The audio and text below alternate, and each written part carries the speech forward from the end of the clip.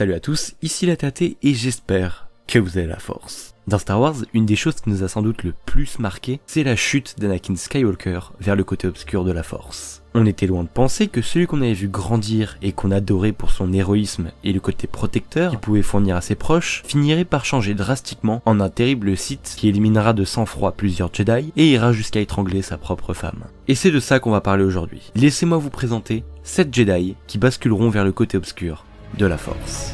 Nous ferons connaître des Jedi. Enfin, nous aurons notre revanche. Quelle bonne idée de venir vous joindre à nous. La fête est terminée. Tu étais l'élu, c'était toi. Allez, Chico, on fait la gauche. Il faut bien que je vous sente Je ici. ne te décevrai pas. Non, laissez pas. Fais-le. Ou ne le fais pas. Et il n'y a pas de mystère. C'est un piège. Dis à ta sœur que tu avais raison. Quelle bonne idée de venir vous joindre à nous. Pour cette vidéo, je vais faire en sorte de vous présenter des Jedi devenus Sith du plus ancien au plus récent par rapport à la bataille de Yavin. Commençons avec Exar Kun. Kun était un Jedi très ambitieux, qui visait toujours plus loin que la plupart des Padawans de l'ancien ordre Jedi. Si bien qu'il s'intéressa d'un peu trop près à certains manuscrits et reliques Sith qui le séduiront petit à petit vers le côté obscur. Son insatiable curiosité finira par le mener sur la planète Onderon. Et c'est là qu'il découvrira dans un ancien tombeau Sith l'esprit de Freedon Nad. Il deviendra alors son apprenti et tuera un grand nombre de Jedi et maîtres Jedi avec son double sabre laser, style de sabre dont il est le précurseur dans le légende de Star Wars. Le second Jedi ayant basculé vers le côté obscur pour cette vidéo sera Revan. Revan était un Jedi extrêmement respecté durant l'ère de l'Ancienne République. Il était surtout connu comme un redoutable adversaire qui préférait agir plutôt que de parler. Cette mentalité l'amènera à prendre part à l'assaut face aux Mandaloriens, qui avaient déclaré la guerre à la République contre le consentement du Conseil. Guerre où il en sortira victorieux, lui et son ami et disciple Jedi, Malak. Mais pour ces derniers, la victoire n'était pas encore permise. Il leur fallait trouver celui qui avait poussé Mandalore l'Ultime, le leader des Mandaloriens de cette époque, à déclarer une guerre perdue d'avance face à la République. Finalement, Revan et Malak finiront par découvrir le responsable, qui n'est autre que l'empereur immortel de l'ancien empire Sith, Vityat, qui pervertira leur esprit et fera des deux acolytes de redoutables Sith qui lui fourniraient des renseignements sur la République et l'ordre Jedi. Mais Revan était bien trop puissant et brisa les chaînes de Vityat pour n'obéir qu'à lui-même. Il restera cependant un Sith et se surnommera Dark Revan et choisira comme apprenti Malak. Mais Revan, il a une histoire assez tumultueuse. Alors qu'il avait mis la main sur la Forge Stellaire, un vaisseau Rakata capable de créer une armée à l'infini, il finira par être trahi par Dark Malak, qui ouvrira le feu sur le vaisseau de Revan durant une bataille les opposant à la République, alors que celui-ci affrontait plusieurs Jedi dont Bastila Shan.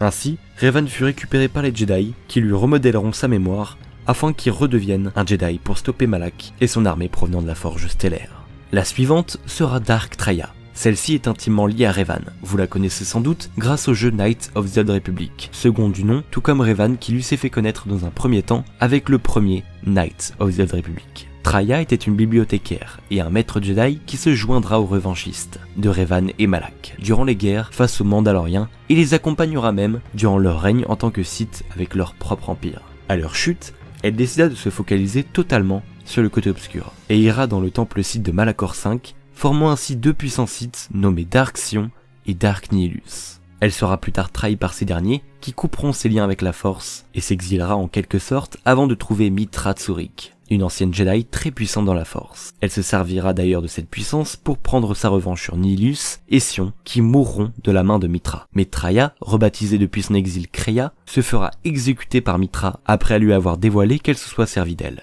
Allez, on va passer cette fois-ci à quelques Jedi du canon de Star Wars qui ont basculé vers le côté obscur. Et évidemment, je ne vais pas parler d'Anakin Skywalker. En commençant par Dooku. Dooku a été formé à l'ordre Jedi de Coruscant, contre son gré, puisque ce sont ses parents qui l'ont amené de force pour qu'il devienne un Jedi. Il se fera très vite un nom au sein de l'ordre, et se fera former notamment par le maître Yoda, qui décèlera chez lui un grand potentiel, surtout dans le domaine du combat au sabre laser. Pour beaucoup, Dooku était un des meilleurs duellistes de son temps. Cependant, il est comme la majorité des Jedi ayant basculé vers le côté obscur de la Force, très avide de connaissances et apprend extrêmement vite. Il finira par se lasser des enseignements sordides Jedi et se retrouvera petit à petit vers des enseignements plus obscurs, grâce à différents artefacts Sith qu'il trouvera. Cette curiosité bien trop grande le conduira donc vers le chemin du côté obscur, et surtout vers le dernier seigneur Sith encore en vie, qui n'est autre que le chancelier Palpatine, qui se nomme en réalité Dark Sidious. Après avoir réalisé l'étendue du pouvoir du côté obscur et du rôle qu'il aurait à jouer pour renverser la République aux côtés de Palpatine, Dooku décida de quitter l'ordre Jedi pour devenir un seigneur Sith du nom de Dark Tyrannus.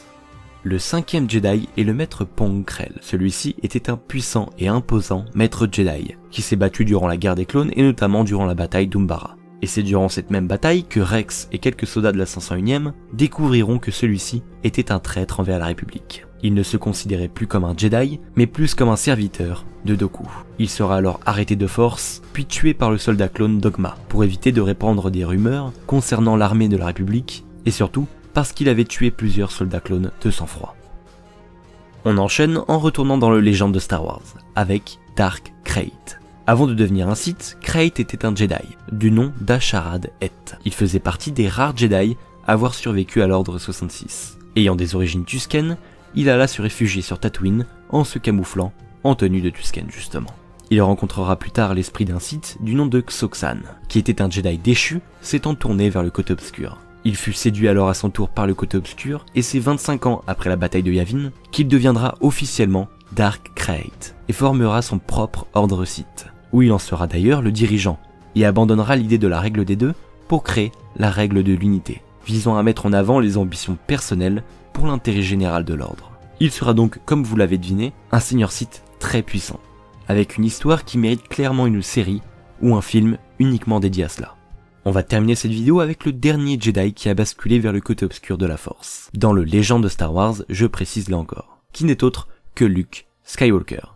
Après le retour du Jedi, Luke est très respecté dans la galaxie tout entière, mais l'empereur Palpatine, qui était mort, reviendra à la vie en transférant son essence de vie dans un de ses clones et créera un nouvel empire du nom de l'Empire des Ténèbres. Cet empire se fera discret pendant plusieurs années avant de faire un raid éclair sur Coruscant.